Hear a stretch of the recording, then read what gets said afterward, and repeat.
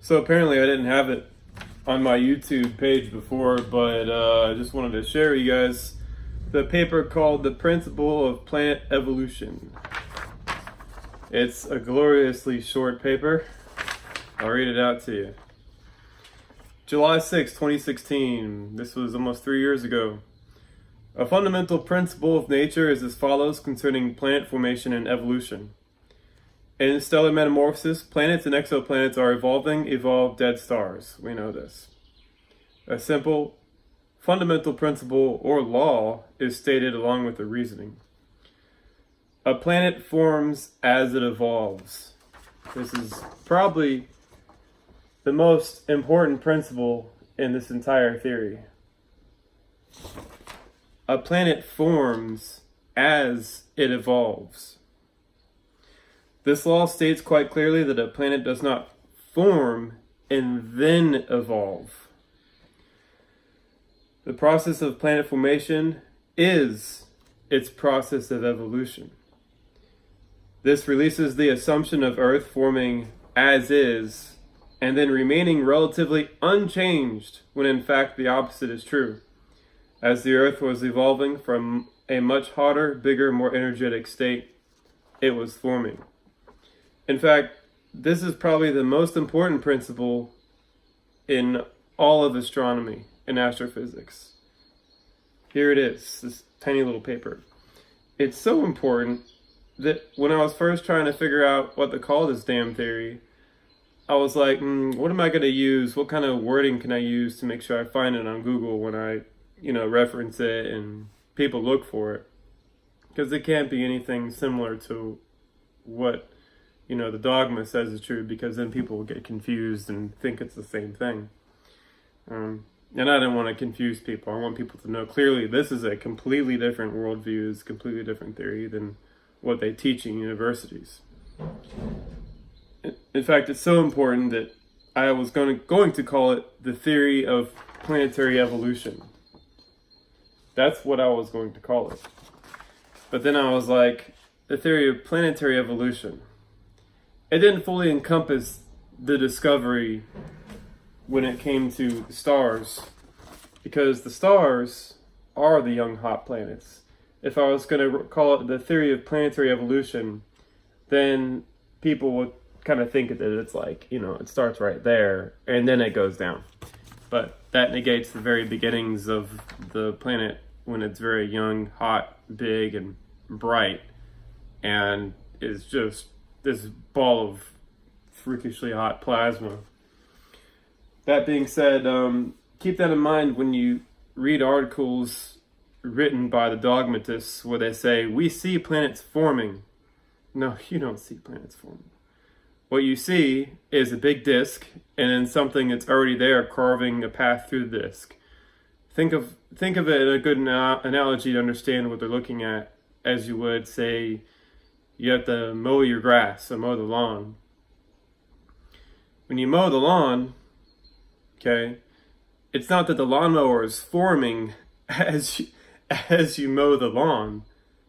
No, the lawnmower is already there. You can mow a big circle around the grass, and then you see a circle where you're making the lawnmower make a circle in the grass. It doesn't mean that the lawnmower is forming as it's making the circle. What it means is that's it. All you're seeing is just an object is forming a gap around another star where it had a big disk of material. Keep that in mind. And when they say they see a planet forming, no.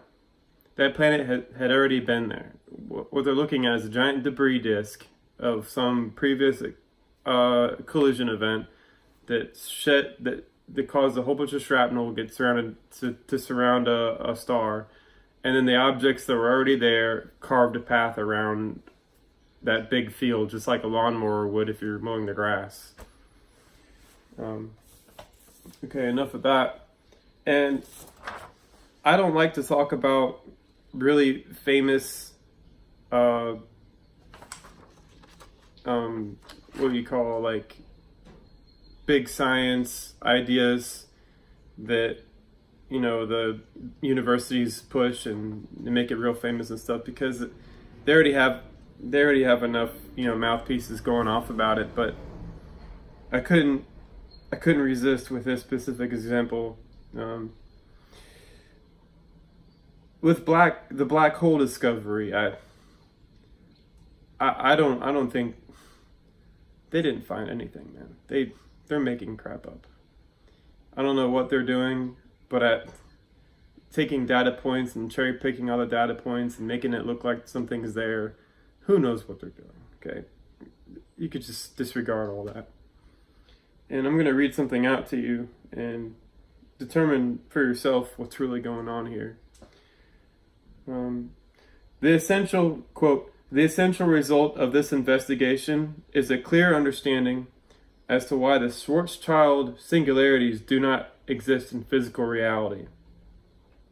And then I skip over a little bit. The problem quite naturally leads to the question answered by this paper in the negative as to whether physical models are capable of exhibiting such a singularity. You know who wrote this paper? This guy.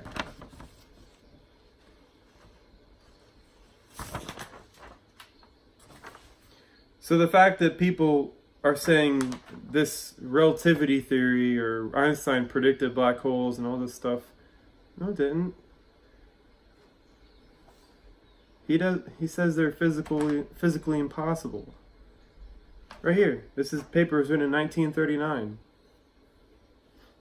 So the fact that somehow this weird idea has survived all this time and is being spread through mainstream science channel propaganda mechanisms and all that stuff, it's like, dude, it's right here. He said they're physically impossible, and they can't even be modeled with a physical model. That being said, they don't fit anywhere here either, because when a star collapses, when it gravitationally collapses, it loses heat and it loses mass. And the material that it's left over with becomes the planet, meaning solid, rocky material, rocks and minerals. It doesn't become some exotic singularity. Like, where are these people's minds at? They're off in the fantasy land.